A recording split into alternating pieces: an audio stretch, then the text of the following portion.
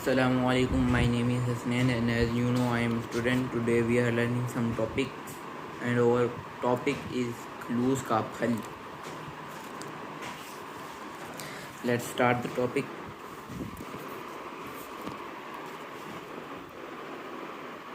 फरीदौन बादशाह एक वज़ीर इसका वफादार और खैर ख्वाह था. इसकी यही बात दूसरों के लिए हसद का बायस बन गई.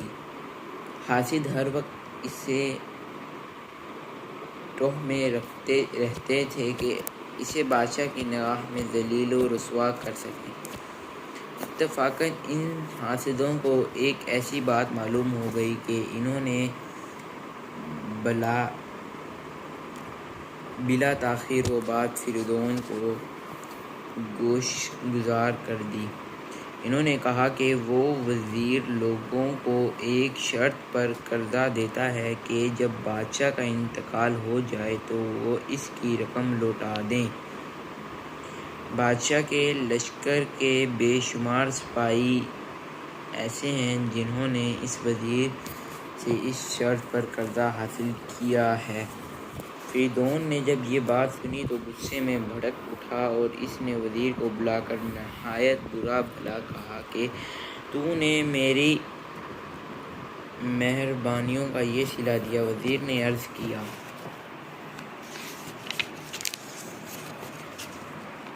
आली जहाँ जो कुछ बादशाह को बताया गया वो दुरुस्त है और इसके पीछे मेरा मकसद बादशाह की बदख्वाही नहीं बल्कि खैर ख्वाही है कि लोग दिन रात बादशाह की लंबी उम्र की दुआ मांगते हैं और मैं भी इन्हें इस उम्मीद पर कर्ज़ा देता हूँ कि इन्हें जल्द वापस ना लौटाना पड़े.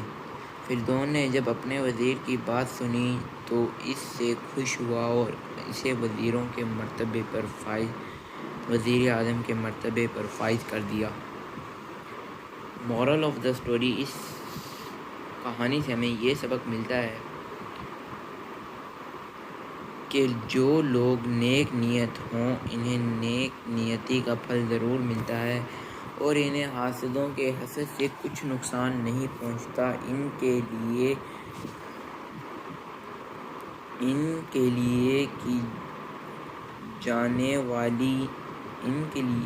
जाने वाली साजिश अक्सर इनके लिए इज़्ज़त का बायस बन जाती है. ऐसे वज़ीर जो अपने बादशाह का खैर ख्वाह हों बादशाह की नज़रों में मुअतबर होता है. इंसान को चाहिए कि वो अपने मालिक हकीकी अल्लाह ताला की सदके दिल से इबादत करे.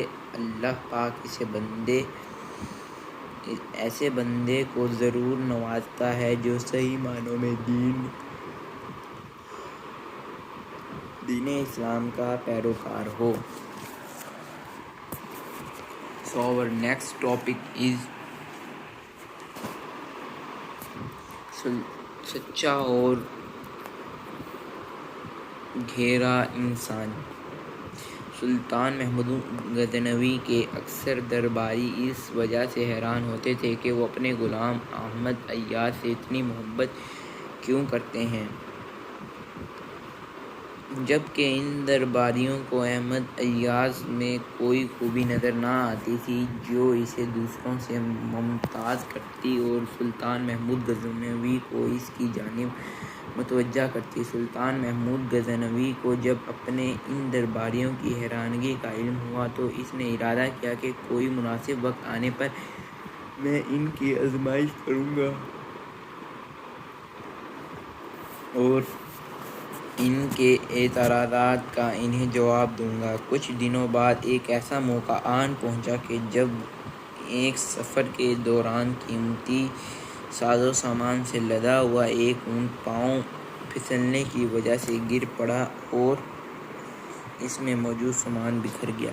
सुल्तान महमूद गज़नवी ने अपने दरबारियों को हुक्म दिया कि वो तमाम सामान इकट्ठा करें और जो चीज़ जिस दरबारी के हाथ लग गई वो इसकी हो जाएगी. सुल्तान महमूद गज़नवी کا حکم سنتے ہی تمام درباری سامان لوٹنے میں مشغول ہو گئے، جبکہ احمد عیاض اسی وقت سلطان محمود غزنوی کے ساتھ ہی کھڑا رہا۔ سلطان محمود غزنوی نے احمد عیاض سے کہا کہ تمہارا ہاتھ کیا لگا؟ احمد عیاض کہنے لگا کہ میں آپ کے ہمراہ تھا اور مجھے مال و اسباب دنیا نہیں چاہیے، بلکہ مجھے آپ کا قرب چاہیے۔ سلطان محمود غزنوی نے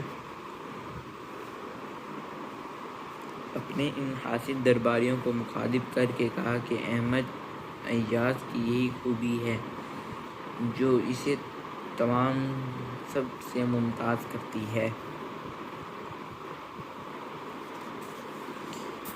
مورل آف دا اسٹوری: حضرت شیخ سعدی رحمۃ اللہ علیہ اس کہانی میں احمد عیاض کا قصہ بیان کرتے ہیں جو سلطان محمود غزنوی کا مشیر تھا۔ احمد عیاض ایک سچا اور گہرا مسلمان تھا۔ اس کا رشتہ سلطان محمود غزنوی سے کسی غرض کے بغیر خلوص پر مبنی تھا اور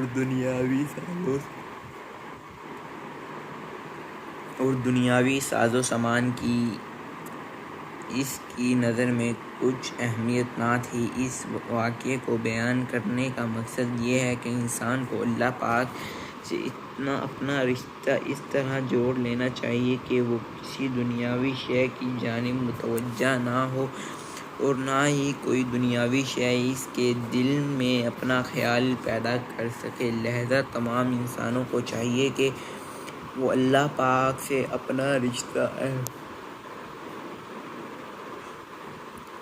احمد عیاض کے خلوص کی مانند قائم کریں اور دنیاوی ساز و سامان کی قطع تعلق اختیار کر کے خاص اللہ تعالیٰ کے ہو جائیں۔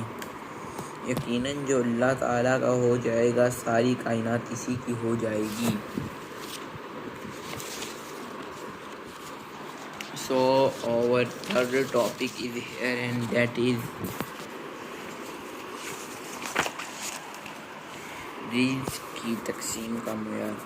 خلیفہ ہارون الرشید جب مصر پر قابض ہوا تو اس نے کہا کہ یہ وہ ملک ہے جہاں کے حاکم فرعون نے خدائی کا دعویٰ کیا، پس میں اس پر کسی ذلیل کو حاکم مقرر کر دوں۔